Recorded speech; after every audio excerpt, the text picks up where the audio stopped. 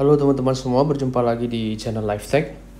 Di video kali ini, saya akan menunjukkan bagaimana cara menggunakan database di Firebase di Google ya teman-teman, untuk kita membuat project IoT. Oke, jadi kita akan memanfaatkan Firebase database di Firebase untuk kita mengontrol LED atau apapun dari jarak jauh. Oke, nah, bagaimana caranya? Pertama-tama nanti teman-teman siapkan ESP32, kemudian saya akan demokan pakai LED satu buah dan satu buah push button. Oke, tentunya pakai ini juga ya, resistor nanti untuk LED-nya bisa pakai yang 1K atau yang 330 ohm juga bisa. Oke, nah pertama-tama teman-teman ke firebase.google.com, oke, seperti yang saya sudah buka ini. Kemudian teman-teman login ya, di situ pakai akun Google teman-teman. Kemudian setelah itu teman-teman tekan yang get started ini. Nah, tekan get started. Setelah itu teman-teman bisa pilih yang add project. Oke, ini tekan add project. Nah, nanti tuliskan nama projectnya apa. Misalnya IoT ESP32 misalnya kita buat ya, IoT ESP32. Nah, misalnya seperti ini. Oke. Tekan continue. Setelah continue, yang ini dimatikan saja. Kemudian create project. Nah, tunggu sebentar. Dia akan menyiapkan projectnya. Oke. Setelah sudah selesai, teman-teman tekan continue.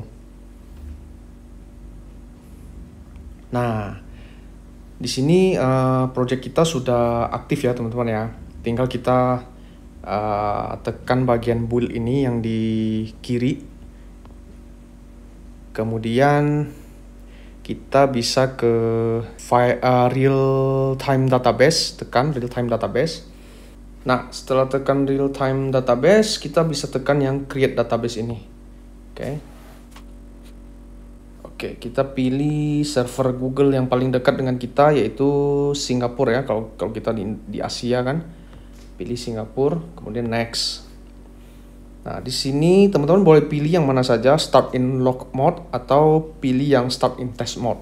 Oke, bisa dibaca itu kalau yang log mode itu your data is private by default. Client read write access will only be granted as specified by your security rules. Jadi kita harus buat rule di sini untuk yang mode yang private ini ya, hanya kita yang bisa pakai. Oke. Nah, karena ini contoh, saya coba pakai yang test mode ya teman-teman ya. Saya pilih yang test mode.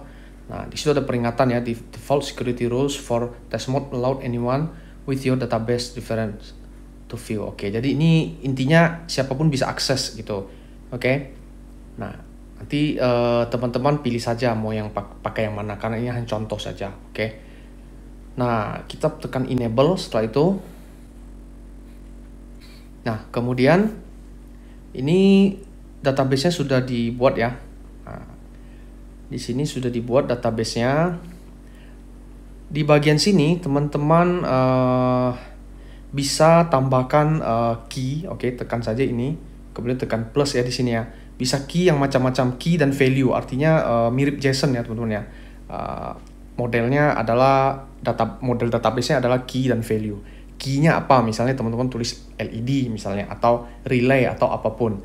Atau bisa juga nanti langsung kita create key-nya dan value-nya langsung dari coding ESP32-nya. Oke. Jadi kita bisa buat dari sini atau buat dari coding ESP32-nya. Oke. Nah, intinya kalau mau buat dari sini, ini saya close dulu. Teman-teman klik saja yang baris ini. Nanti ada tanda plus kan di ujungnya itu. Tekan. Nah, tuliskan namanya, misalnya LED. Nah, value-nya teman-teman buat misalnya 1, berarti kan on ya. Tuh, dia otomatis terbaca 1, 2, 3 itu berarti integer ya teman-teman ya, add. Nah, berarti kita sekarang punya data LED nilainya 1. Nah, nanti kita akses dari si ESP32-nya, coding ESP32-nya. Nah, sebelum kita ke coding ESP32-nya, kita harus ke authentication-nya dulu ya teman-teman ya, untuk setup loginnya nanti. Aturan loginnya get started, tekan get started, kemudian pilih saja anonymous ya teman-teman ya untuk pertama, enable, kemudian kita save di sini. Jadi kliennya nanti ESP32, oke. Nah, setelah itu kita ke bagian atas yang ada lambang gear ini, kita tekan. Kemudian pilih project setting. Nah, di project setting sini ada web API key kan. Teman-teman copy aja ya ini ya, teman-teman ya. Bisa teman-teman save di Arduino IDE-nya langsung. Setelah teman-teman simpan API key dan juga satu lagi tadi yang ada di real-time database-nya. Kita ke sini. Nah, ini ya, di copy ya teman-teman yang atas ini. Ini tekan saja itu copy reference URL. Ini di copy semua, nanti di pastekan ke Arduino IDE-nya biar nanti kita bisa langsung pakai. Oke. Nah, sekarang kita lihat di bagian codingnya dulu. Oke, jadi authentication untuk ESP32 ke Firebase-nya sudah saya save di IDE-nya ya teman-teman ya, Arduino IDE-nya. Sekarang kita akan mulai include-kan semua library yang kita perlukan. Oke. Pertama, kita perlu WiFi, jadi kita perlu include-kan WiFi di sini ya teman-teman ya. Nanti kita include. Yang pertama kita include-kan wifi.h.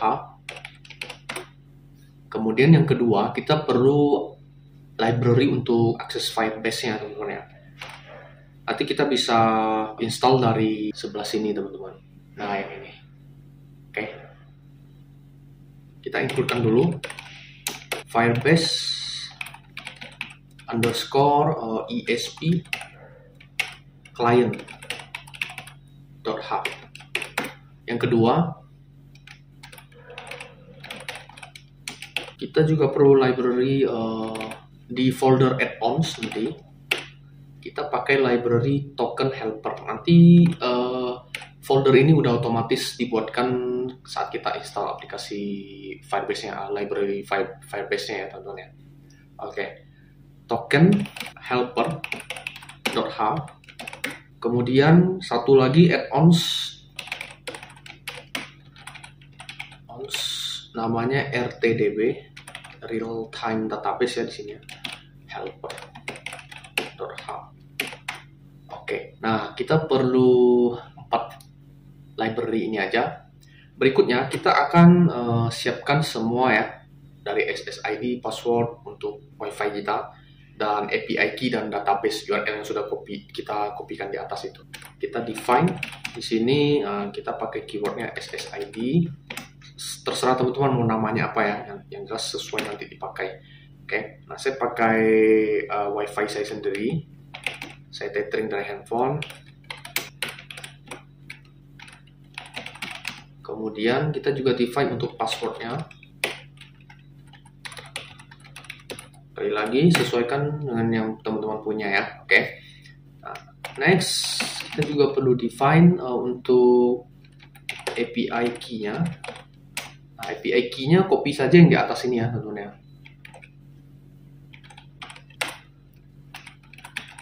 Kemudian juga kita perlu database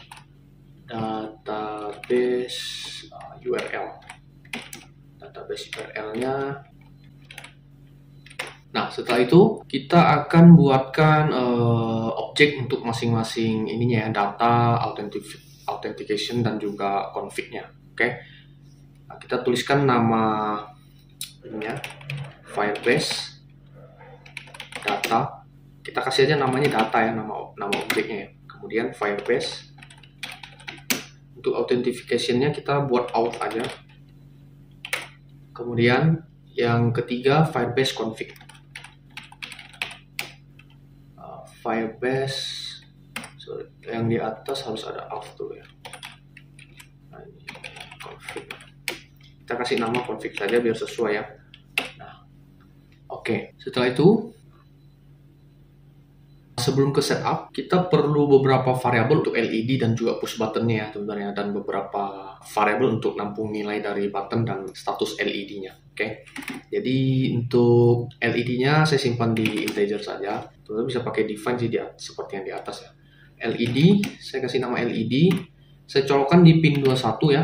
Kemudian push button, saya kasih nama PB, saya colokkan di pin 25. Oke, nah untuk nilai dari push button dan juga status LED-nya saya simpan dalam variabel boolean.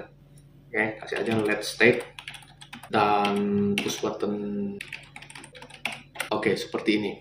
Selanjutnya di void setup kita akan mulai wifi-nya dulu. wifi.beguide. Nah, di parameternya kita masukkan SID dan juga password dari wifi kita. Oke. Kemudian selama proses koneksi ke internetnya, kita akan tahan dia pakai while. Di dalam while ini kita isikan wifi statusnya. Jadi selama status dari wifi-nya tidak sama dengan connected, maka kita akan tunggu terus. Setelah itu, kalau dia sudah dapat koneksi, baru dia lompat ke baris berikutnya. Oke, nah, kita pakai objek config untuk melakukan konfigurasi di sini.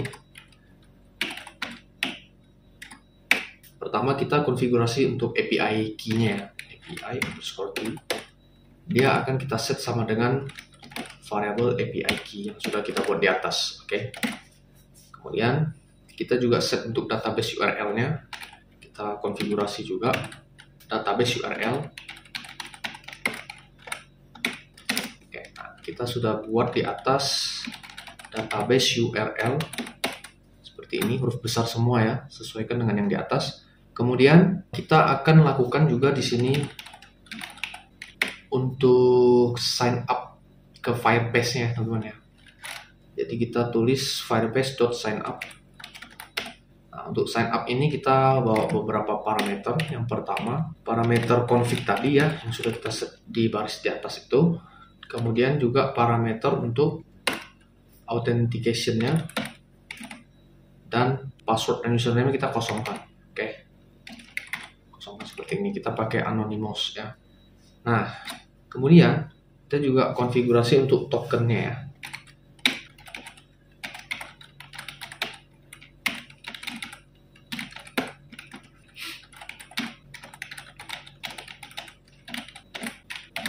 Kemudian baru kita mulai Firebase-nya dengan parameter config dan auth tadi ya.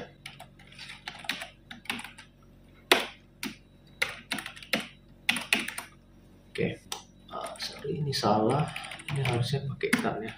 Reconnect ke wifi-nya kita buat dulu ya teman-teman. Kita buat true di sini. Oke, baru di sini kita masuk ke mengatur pin mode dari LED dan push button-nya. LED-nya kita atur sebagai output di sini. Sementara untuk push button-nya kita atur sebagai input pull up. Input pull up pakai yang ini ya. Oke. Lalu setelah itu kita langsung lompat ke void loop ya, teman-teman ya. Void loop-nya kita kosongin dulu. Oke, di void loop apa yang mau kita lakukan? Kita akan baca button kita ya, kondisi button kita. Kalau ditekan, maka kita akan kirim data ke database. Oke, di Firebase-nya. Nah, caranya seperti apa? Kita buat dulu if-nya di sini. Jadi if button kita ditekan, digital read push button kita. Jadi kita baca kondisi push button kita. Kalau dia bernilai 0, maka pertama kita akan simpan nilai kita akan ubah nilai dari push button, yaitu variabel push button file yang kita buat di atas ya, menjadi kebalikan dari nilai dia sebelumnya. Okay. Jadi kalau dia sekarang 0, saat ditekan dia akan jadi 1. Okay. Nah, karena dia boolean ya, itu kelebihan dari boolean, kita bisa langsung balikan nilainya, karena boolean kan hanya nyimpan 0 atau 1 gitu ya. Jadi kalau kita kasih tanda seru di depannya, dia akan berbalik gitu. Jadi nilai push button sekarang akan kebalikan dengan nilai sebelumnya. Oke. Nah, lebih cocok namanya bukan PB file ya, tapi mungkin data value kali ya. Teman-teman bisa ubah lah itu ya, nggak apa-apa. Nah, selanjutnya setelah kita balik nilainya, maka kita tahan dulu. Seperti biasa ya, push button kita tahan dulu, kalau belum dilepas kita nggak ngapa-ngapain ya. Digital read bb di sini, kita tutup tanda titik koma aja. Oke. Nah, setelah kita lepas, baru dia masuk ke function send data. Kita akan buat function nanti send data ya. Nah, setelah kita send data, baru kita akan get data yang barusan kita send itu. Nanti saya jelaskan gunanya apa. Oke. Nah, ini juga function yang harus kita buat dua-duanya. Oke. Nah, setelah kita send, kemudian kita get, barulah kita mainkan si LED-nya sini. Kita digital write si LED-nya. Nanti dia akan ngikutin LED status LED-nya. Jadi LED state. Yang kita buat di atas tadi ya variabelnya. Oke. Nah, kita buat dulu ya function untuk send dan get datanya ya. Void send data. Oke, untuk yang send data di dalamnya kita masukkan firebase .rtdb, artinya real time database.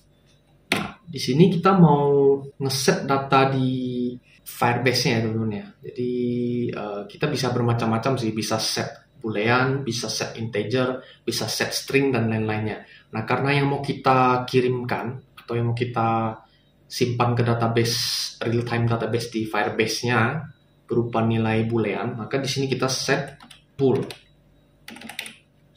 seperti ini ya. Nah, kita mau kirimkan nilai boolean ya tentunya. Oke, nanti kita lihat berhasil atau tidaknya. Nah, untuk parameter di dalamnya kita akan kirimkan data.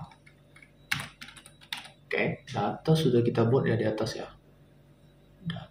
Ini ya, objek data ini ya teman-teman ya. Nah, kita masukkan di sini data, kemudian kita mau atur seperti apa pasangan key dan value di database-nya nanti. Nah, saya buat aja awalnya dia di dalam test, kemudian ada satu lagi key-nya. Jadi kita bisa masukkan key ke dalam key ya. Teman-teman bayangkan saja ini seperti folder ya, folder di komputer kita. Nah, kita punya folder test, kemudian di dalam folder test ada folder data. Nah, datanya nanti mau kita simpan nilai apa di situ. Oke, teman-teman bisa ubah-ubah ini nanti di Firebase-nya nanti kita lihat akan terbuat key yang bernama test, kemudian di dalamnya ada key yang bernama data.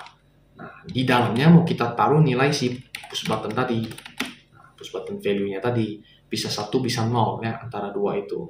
Oke. Nah, itu aja isi yang ada di dalam send data ya. Sekarang kita lihat, kita buat juga untuk get datanya. Untuk get datanya, caranya seperti ini. Untuk yang send data ini, sebenarnya waktu kita panggil function ini, sebelum ini, dia akan return kan kita nilai sebenarnya.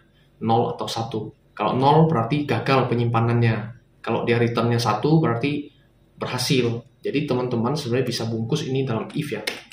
Kalau mau buat penanda data kita berhasil atau tidak berhasil disimpan di database-nya, bisa dibungkus dalam if. If dia berhasil, maka kita bisa kayak printkan sesuatu di serial monitor, misalnya serial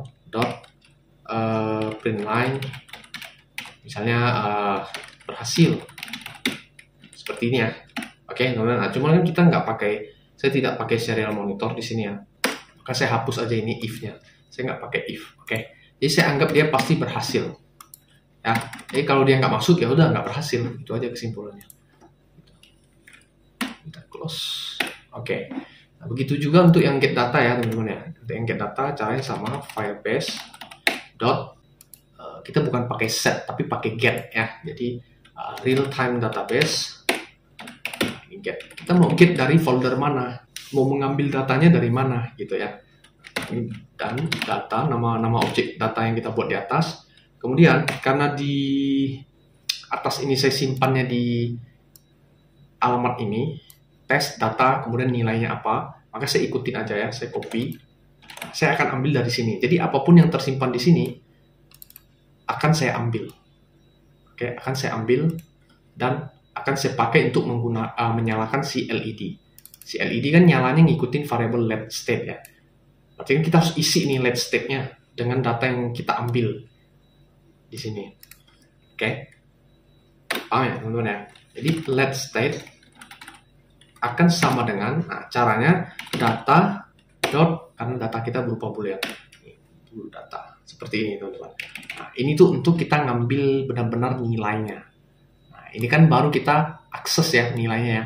Kita akses get bool dari key ini, kita ambil. Nah, setelah ambil, cara nyimpannya ke variabel pakai ini data.bool data.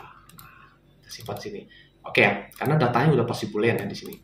Oke, jadi ceritanya sudah berhasil kita ambil datanya dan kita simpan ke variable let state.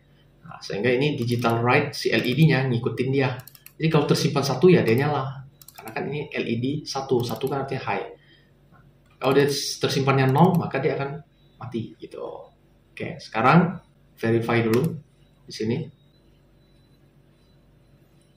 Oke, di sini ada error ya teman-teman ya. While